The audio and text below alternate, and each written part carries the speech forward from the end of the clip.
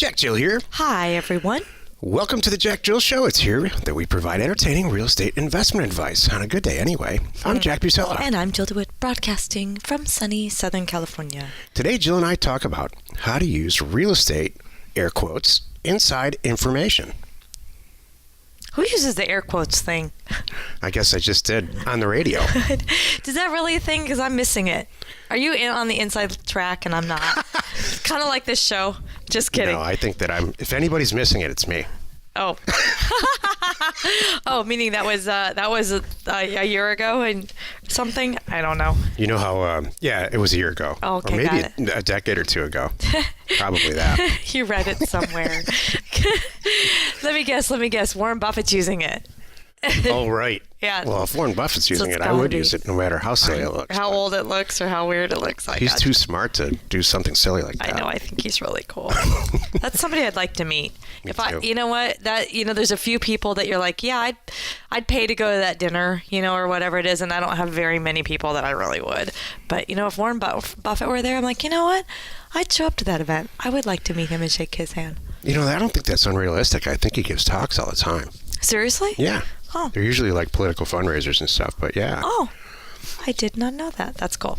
Thank you for that information. Air quote. Thank you, air quote. Puts a visual down, doesn't it? Yes, it does. For better or for worse. Yes. Before we get into our actual topic, let's take a question posted by one of our members on the JackJill.com online community. It's free. Okay. Eric M. writes, hello all. I came across some great market/area info recently that is available in a spreadsheet. Oh, I hope this helps others. Thanks to all for their help and contributions. It's Realtor.com data inventory research. I think that, so I put this in here. I had the producer put it in here for two reasons. Number one, this is how helpful the JackJill online community is. This guy, Eric could have kept the stuff for himself and doesn't need to. And my second point is, I use this all the time. Mm-hmm. There's two places to get fantastic, free, data-driven information that's almost in real time. It's like maybe 15 to 30 days off, but it's still unbelievable data based on the MLS. Mm-hmm. Realtor.com, if you Google Realtor.com data inventory, or just data, Realtor.com data, or Redfin.com data, the amount of information you can get on what is sold and what's happening down to the zip code is truly spectacular, and that's my whole point here. And thank you, Eric. I think 30 days is pretty darn current. If it was like October's numbers, it still is going to help me out, because I know people that are trying to wing it with last year's numbers. That does not impress me. I'm obviously a data person, and every time I sit down, I can't just do this for a half hour. I have to get in there, and then I look at the clock and it's dinner time, Exactly. It's truly an amazing And the family appreciates that, too. Yeah. Notice you just didn't say you. Yeah. Everybody's happy when I do that. Yeah. The office appreciates that, too. Where's Jack? I don't know. Don't interrupt him. Do not bother him. He's actually quiet right now. Shh. Dad said Stop. He's going to give us something to do. I couldn't Don't bother have to do this, and That's right. Let it go. And Just Jill says, let it go. That's what you get for talking to Dad. That's right. I know it's dark out. Let him go. If you talk to your father, you're going to have to expect stuff like this. No. Today's topic, how to use real estate data, or just plain old real estate inside information. So what the heck is inside information anyway? An inside information on Wall Street, like you're having a cup of coffee with somebody and you say something like this, my company that's public, we're about to make some pretty serious changes with this little sub company. So I know you own a ton of stock. I would suggest that you really get rid of it right now. Hey, have a good day. Yeah. That's how you go to prison. Right. And I'm not exaggerating. By the way, do they here. both go to prison, or just the idiot who said it? Well, if the person acted on the stock tip, then they're in serious trouble, yeah. Okay. If you said it to me, I'm actually curious. If you said it to me and I said, what an idiot, and I didn't act on it, then... And called the authorities? FCC, yeah. FTC. Yeah, I think that you would be fine. Okay. I think the person... After a long investigation. Especially if you're an officer of the company I mean, that puts you in a whole different liability category. Like, that's like, you know, serious issues. Like prison time. You're going to get like prison time. Yeah. So my point is, inside information on Wall Street about stock trading is illegal. Movies have been made about it. In the 80s, Wall Street was all about that, the movie Wall Street. Mm-hmm. In real estate, it's celebrated and encouraged. Here's a couple of examples. And the show is about how you can take advantage of it. How you can take advantage of it and make it work for you. Jill and I were talking before the show. You know, we've all heard the old story of land banking. Air quotes. No, I'm just joking. Land banking is buying property and waiting until the whole rest of the world catches up from it from a geography standpoint, so then you can sell it for more. And a lot of the, you know, in the olden days anyway, a lot of reasons that you would buy property and land bank is because of freeways going through there or railroads going through there. I think people still try to do this too. I do too. I talk to people all the time that we get questions on Thursday. Yeah. Mm-hmm. So I don't advocate this because I wanted to return on my investment in 25 minutes. I don't want it in 25 years. Right. So, but that's one way to use real estate inside information. Not everybody knows where a freeway is going to go, like public officials do, or like maybe the contractor who's bidding on it might even know. A mall is a better example, or even the best example that I've used in the past, in the distant past, is I know that this commercial central business district is expanding. So if we buy infill lots that are like 2 blocks away, especially like in a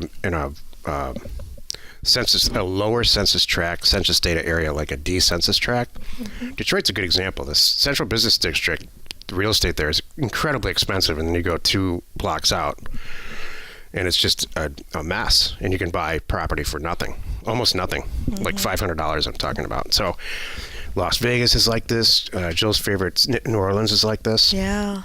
You know, the property that's down in the French Quarter. Right. You go a couple blocks. You don't even walk a couple blocks away, right? Oh no, you don't go north of X. I can't remember the name of the street, but there's certain streets you don't go north of. So that property, literally, you can buy houses and lots for $500. So that would be, if you knew that the French Quarter was expanding north, like just Jill said, for whatever reason.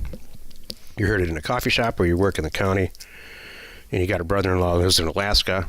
You know, that kind of stuff is not illegal. It's, to my knowledge. You know, maybe I'll get a million emails on this. Well, here's another one that I think that people miss. Data is not cheating.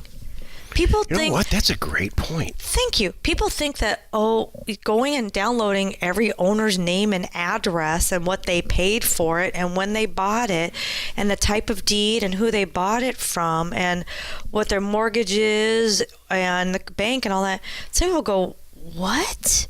They look at me like I'm doing something illegal when I say, dude, I have it. It's in TitleMind or Title Pro 24/7. This is one of the things that we supply everybody too, by the way. But you can have it too. One of the top responses we get when we send out offers to owners, both positively and negatively, back from people the actual owners, is, how the hell do you know all this stuff about my property that I own? Isn't that funny?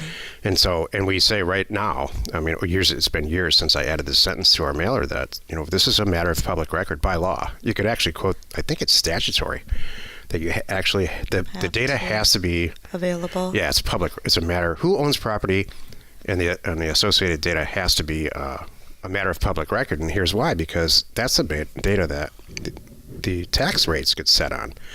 So it needs to be accessible, or let's say call it open source.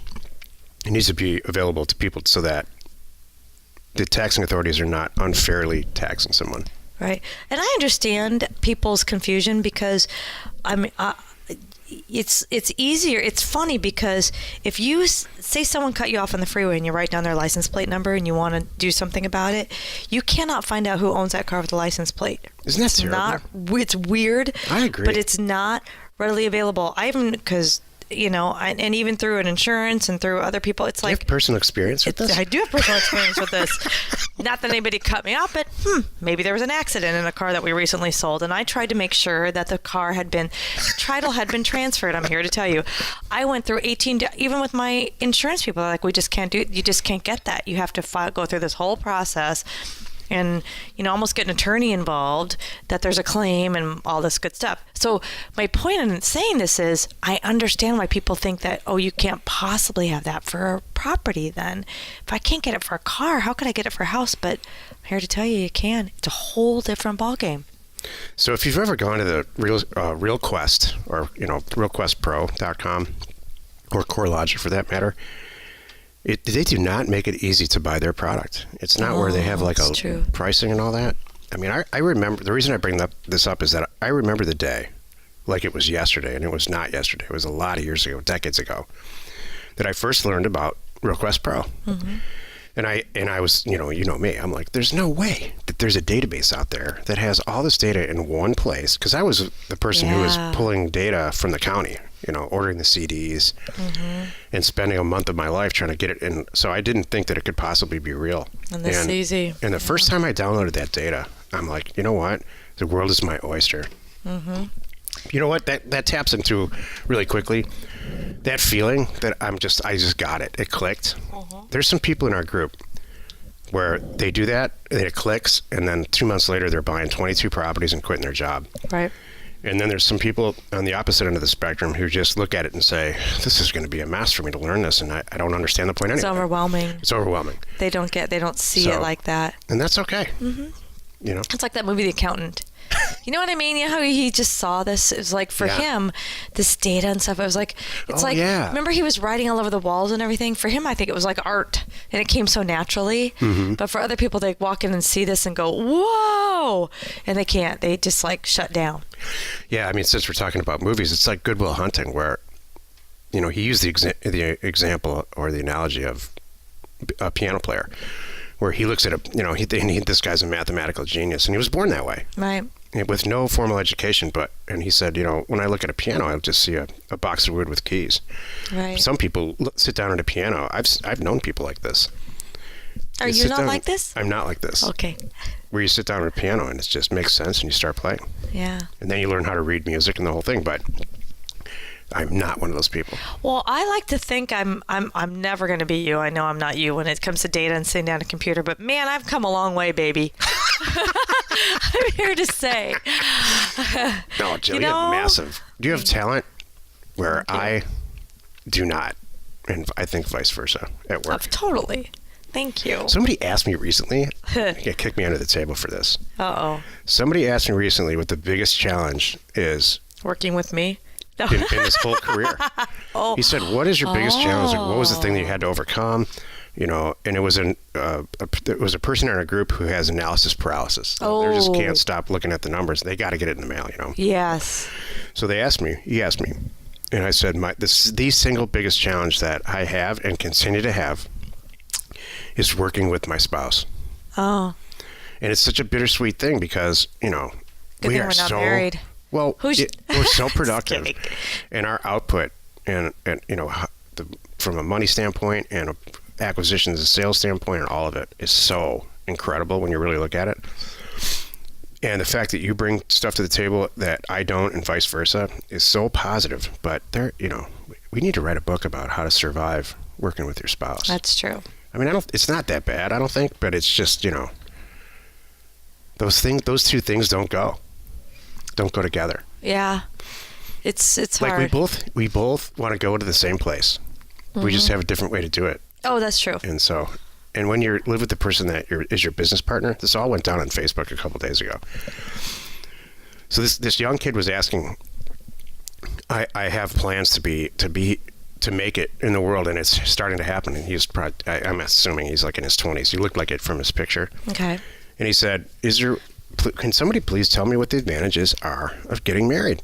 And he wasn't joking about it. He wasn't saying like, you can imagine the responses evoked, and I almost never respond in Facebook to anything, but I had to. Did you pipe in on this? Yeah. This is hilarious. I wish I would have seen this. What was your reply? He was very professional about it. He said, look, this is not like a love thing or a religion thing or any of that. It's just a pure financial legal. Oh, okay. Can you please tell me?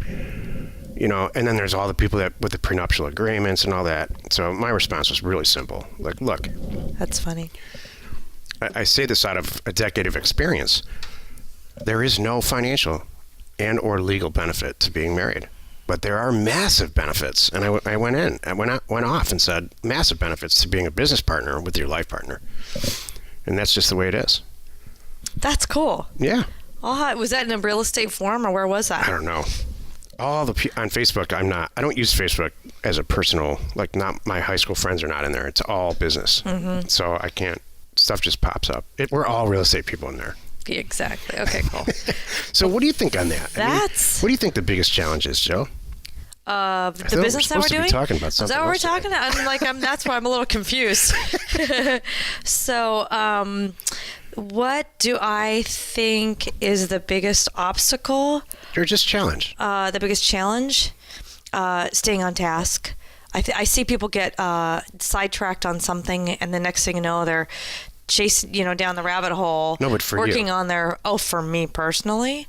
Oh. Like, we're buying a ton of houses right now. Do you see that there's anything in our way?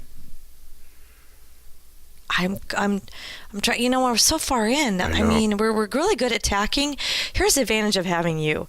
If I get hung up on something, I have you. And me too. Thank you. So I'm not at a loss. You know what else? Here's my thing. I have no fear. So I will. I thought I was fearless. I will barrel ahead, maybe doing something I have no business getting involved in, or I don't know. I'll pick up the phone and call the CEO of anything, and I'll get to the top if I have to. I don't have a fear.